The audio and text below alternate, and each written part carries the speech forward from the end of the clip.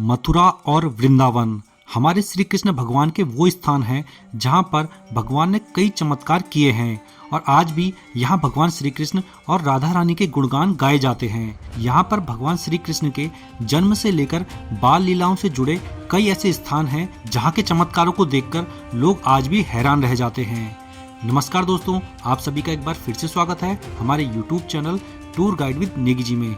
और दोस्तों, आज के हमारे इस वीडियो में हम आपको मथुरा और वृंदावन के 10 अनसुने रहस्यों को बताएंगे, इसलिए हमारे इस वीडियो को लास्ट तक जरूर देखिएगा और कमेंट करके ये जरूर बताना कि आपको इनमें से कितनी बातें पहले से पता थी। दोस्तों, क्या आप जानते हैं कि वृंदावन का नाम आखिर वृंदावन कैसे पड़ा? दोस्तों, वृंदा का अर्थ होता है तुलसी और वन यानी जंगल। करीब 6000 साल पहले यहाँ पर 10 किलोमीटर के एरिया में तुलसी का वन हुआ करता था, जो कि अब केवल निधि वन तक सीमित रह गया है। इन्हीं वृंदा के पौधों के कारण इस स्थान का नाम वृंदावन पड़ गया। यहाँ पर हमारे कान्हा जी ने कई सारी बाल लीलाएं की हुई हैं।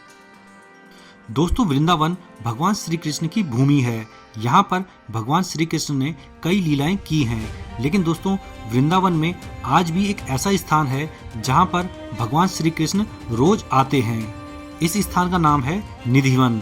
यहाँ पर मान्यता ये है कि यहाँ पर भगवान श्री कृष्ण, राधा जी और गोपियाँ हर रोज रात को निधिवन में आते हैं और रास रचाते हैं।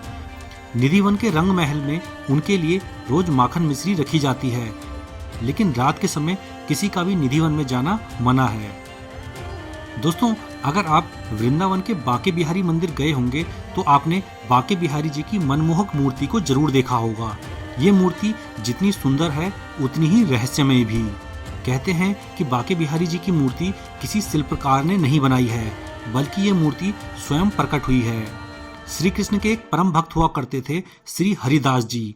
उनकी भक्ति से प्रसन्न होकर भगवान श्री कृष्ण काले पत्थर के रूप में यहाँ पर प्रकट हुए और इस मूर्ति में भगवान श्री कृष्ण और राधा जी दोनों के प्राण बसते हैं।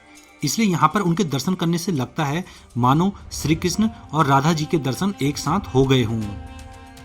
दोस्तों, यूं तो मथुरा का विश्राम घाट एक प्रसिद्ध और प्राचीन स्थान है, क्योंकि यहाँ पर कान्हा जी ने कंस को मारने के बाद विश्राम किया था। इसके अलावा दोस्तों, विश्राम घाट में भाई दूज के दिन स्नान करने का विशेष महत्व है। ऐसा माना जाता है कि जो भाई बहन भाई दूज के दिन यहाँ विश्राम घाट में स्नान करके यमुना और यमराज जी के मंदिर में पूजा करते हैं, उन भाई बहनों को यमराज के प्रकोप से मुक्ति मिल जाती है और बैकुंठ की प्राप्ति होती है। दोस्तों, निधिवन के अंदर एक ऐसा मंदिर भी है जहाँ पर राधा जी ने कृष्ण जी की बंसी चुराकर बजाई थी। जी हाँ, इसलिए इस मंदिर का नाम पड़ गया है बंसी चोर राधा रानी मंदिर। इसके पीछे की कहानी यह है कि भगवान श्री कृष्ण अक्सर अपनी बांसुरी बजाते हुए खो जाया करते थे, किसी से कोई बात नहीं करते थे। एक बार राधा जी इस बात से बहुत नाराज हुई और भगवान श्री कृष्ण की बंसी को चुराकर यहाँ पर खड़ी हो गई। इसलिए इस मंदिर में राधा जी की बांसुरी बजाते हुए मूर्ति दिखाई गई है। दोस्तों, वृंदावन के अंदर स्थित है रंग महल।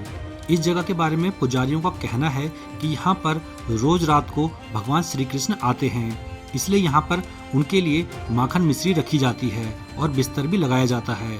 और जब सुबह पुजारी बिस्तर को देखते हैं तो बिस्तर पर सिलवटें रहती हैं और प्रसाद भी खाया हुआ होता है। उनके इस चमत्कार को देखकर पुजारी भी दंग रह जाते हैं। दोस्तों, ये बात तो हम सभी जानते हैं कि भगवान श्री कृष्ण का जन्म मथुरा में हुआ था, लेकिन दोस्तों, क्या आप जानते हैं कि वो स्थान आज कहाँ पर है और कैसा दिखाई देता है? दोस्तों, वो स्थान मथुरा का श्री कृष्ण जन्मभूमि मंदिर है। यहाँ पर पहले के समय में कंस का कारागार हुआ करता था और यहाँ कारागार के अंदर ही भगवान श्री कृष्ण का जन्म हुआ था। आज ये मंदिर बहुत ही भव्य बन चुका है, लेकिन आप उस कारागार को मंदिर में देख भी सकते हैं जहां भगवान श्री कृष्ण का जन्म हुआ था।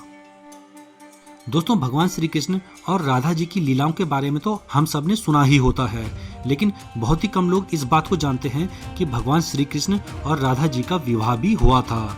जी हाँ दोस्तों, वृंदावन से करीब 15 किलोमीटर की दूरी पर भांडीरवन नाम की एक जगह है। कहा जाता है कि यहाँ पर राधा रानी जी और भगवान श्री कृष्ण का विवाह स्वयं ब्रह्मा जी ने करवाया था। यहाँ पर आप कृष्ण के विवाह के साक्षी वट वृक्ष को भी देख सकते हैं, जो कि भगवान श्री कृष्ण के समय का है।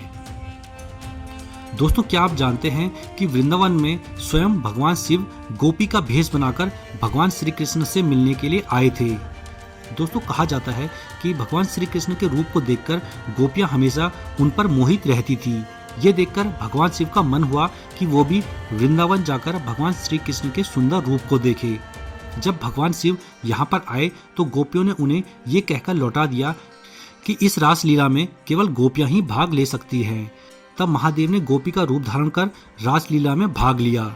इसलिए वृंदावन में गोपेश्वर महादेव नाम का शिव जी का एक प्रसिद्ध मंदिर है, जिसमें शिव जी का श्रृंगार महिलाओं की तरह किया जाता है।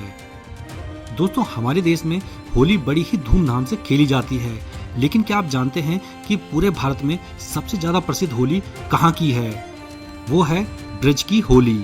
दोस्तों, मथुरा, वृंदावन, गोकुल और बरसाने में हमारे कान्हा जी ने ब्रजवासियों के साथ होली खेली थी, इसलिए यहाँ की होली बड़ी ही शानदार होती है।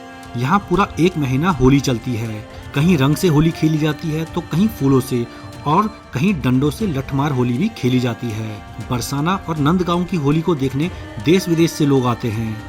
यहाँ पर पूरे 1 महीने होली का एक अलग ही रंग देखने को मिलता है। जब बचपन में भगवान श्री कृष्ण राधा और गोपियों के संग होली खेलने आया करते थे, तब गोपियां उन पर डंडे बरसाती थी। इसीलिए ये परंपरा आज भी चलती आ रही है।